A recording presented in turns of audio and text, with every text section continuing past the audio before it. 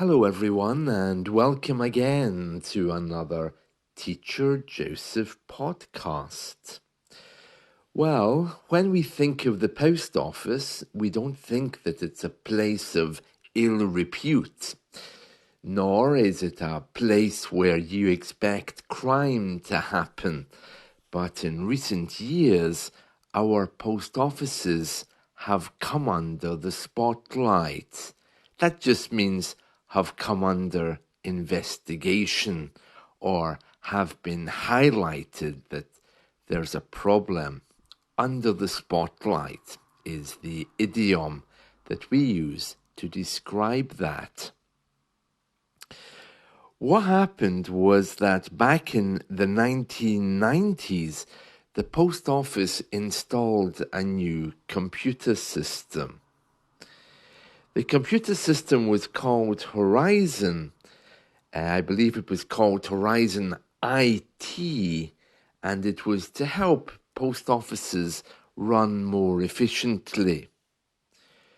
However, over the years, they accused many sub-postmasters of trying to cheat the system and steal money. This scandal was described as the most widespread miscarriage of justice in UK history. Let me just explain first of all. So a sub-postmaster is the title given to the people who run the little post offices, which are usually attached to shops. We call them postmasters, and a sub-postmaster is the little ones compared to the big ones. Postmaster is an ancient title. It's not anything new. And miscarriage of justice simply means the justice was not done properly.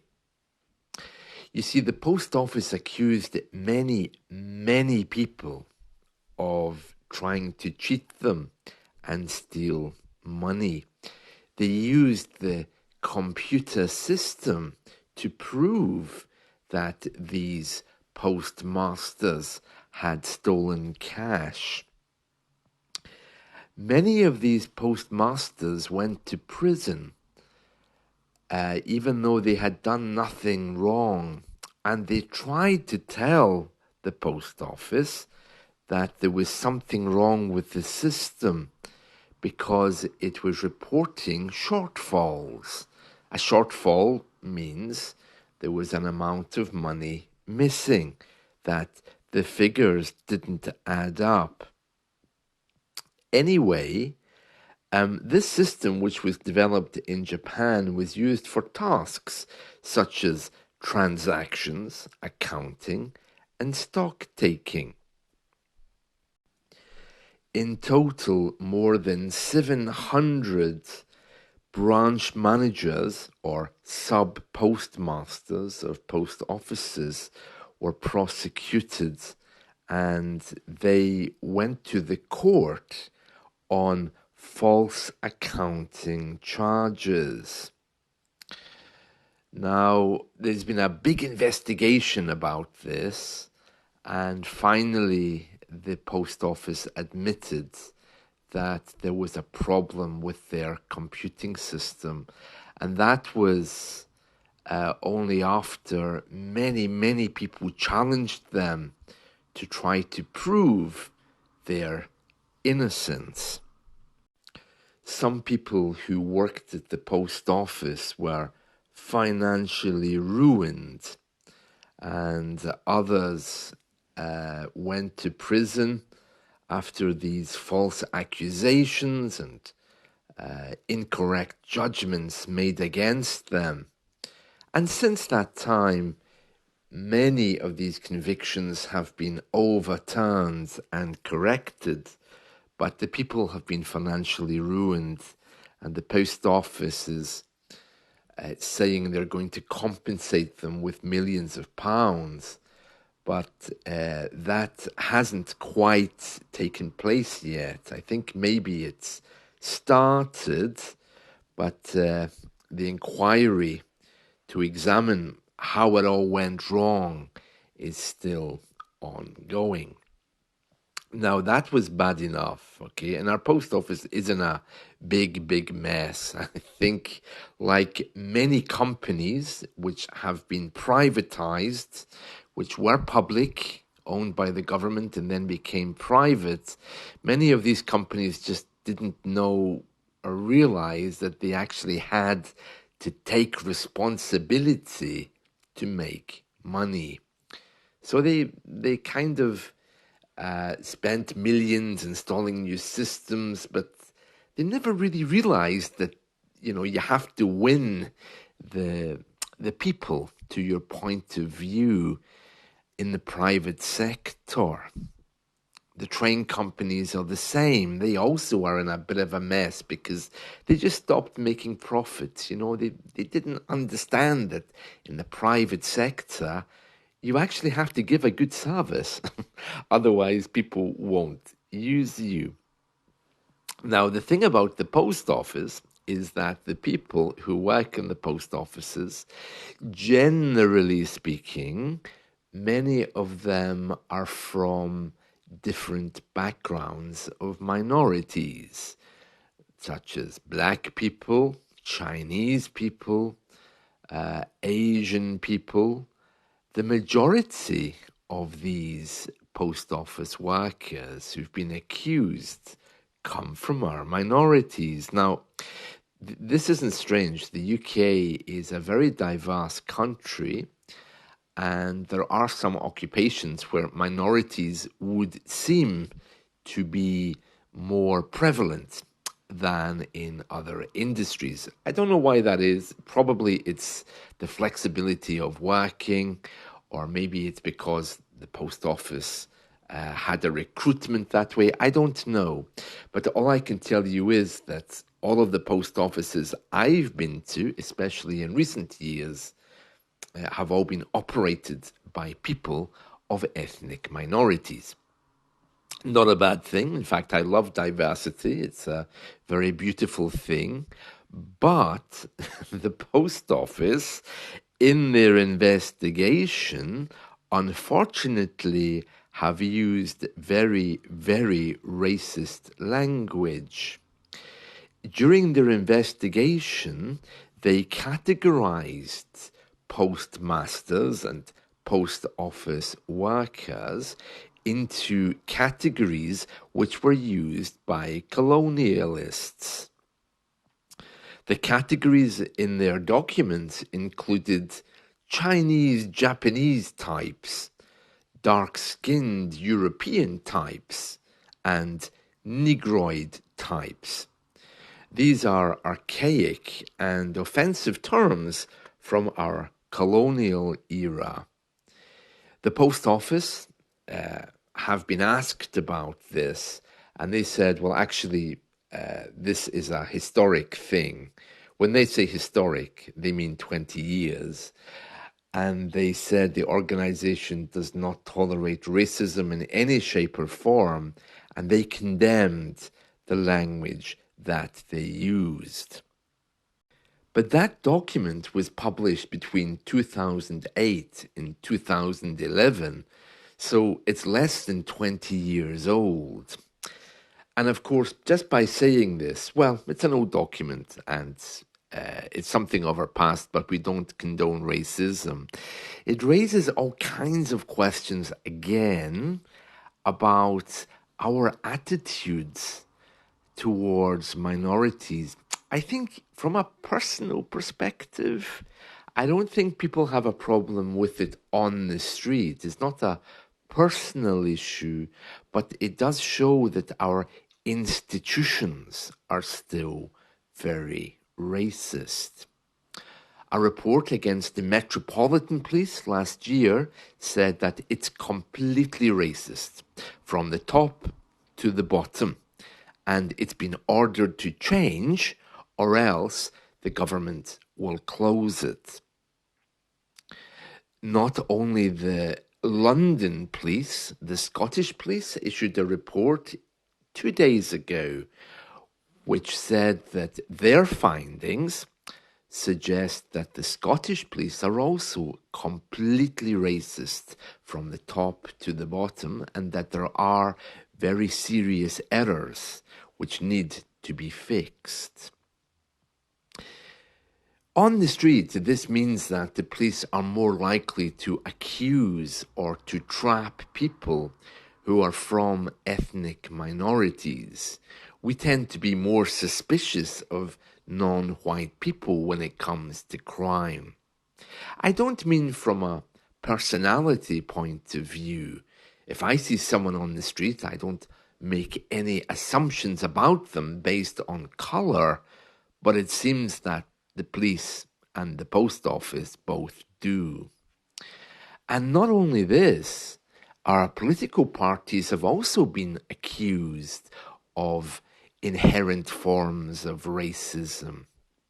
So it's very difficult to get away from this because it's a question of changing attitudes instead of simply trying to change rules. Changing attitudes, sometimes it's easier just to change people or to change staff. But there seems to be something inherent in these institutions which generates suspicion. But I would have thought, being a policeman, you would need to be suspicious of everyone anyway. Isn't that just part of being a police officer, that you're naturally suspicious of what they're doing? I don't know. But that's the story today of our post office. And it's already in big trouble anyway, because it's saying now it doesn't have enough money to survive. They've tried various things in the past to separate themselves from the government, which I suppose is a good thing if they're private. They tried changing their name. I think it became Insignia at one point. And then they also tried dividing it into two bits. We had post office counters, and then we had post office parcels, I think it was, or the other bits of the post office. And then at one point, the government owned one bit of it, but not all of it.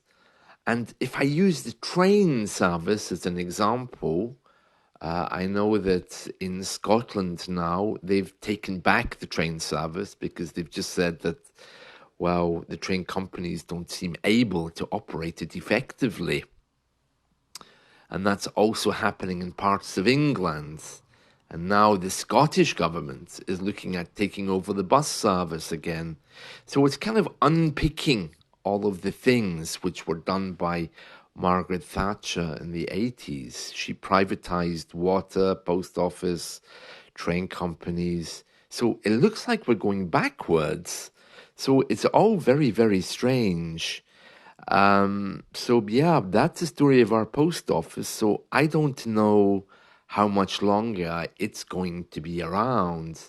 If it's paying millions as compensation to victims, and it's also had loads of strikes this year that have affected its delivery status. It promises next day delivery for a letter, but that's now been reduced to over 2 days. You have to wait for a letter. I mean, who uses it anyway? We just go on to Amazon, and Amazon can deliver things far more effectively and wonderfully than the post office can. I think there's also private couriers for letters that you can use to send things. But like everything else, I'm a little bit suspicious of the post office, because these days you just don't know who it is that's handling the stuff that you're sending. And I think just because it's the post office, a well-known historic name, I mean, they've been around, I think, for around 150 years. But these days, I'm just not so sure that I would trust them after scandals like this.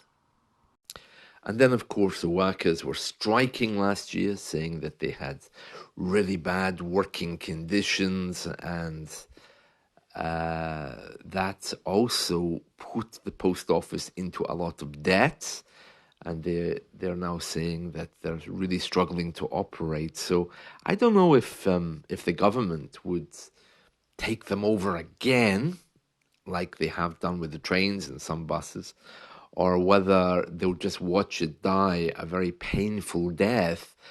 But just like our public libraries, the post offices are kind of vital hubs of the community. Many banks are closing their branches everywhere. And, well, that's because people are doing their banking online. But when they close, they simply tell us, okay, you can use the post office. We've made an arrangement. You can deposit checks there. You can withdraw money there. So the post office is not just about sending letters. You can also use it for day-to-day banking, as our banks have literally all left us now to offer only online services. So you see, even our banking is done there. So the post office is a real hub. Well, my local post office is in the newsagents, but you can find them in corner shops and pharmacies.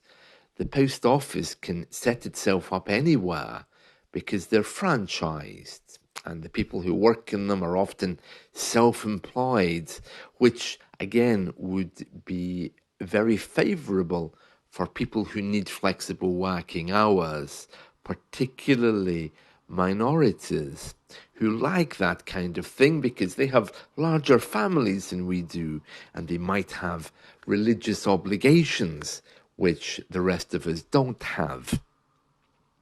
So that's a history of our post office. I hope you've enjoyed this.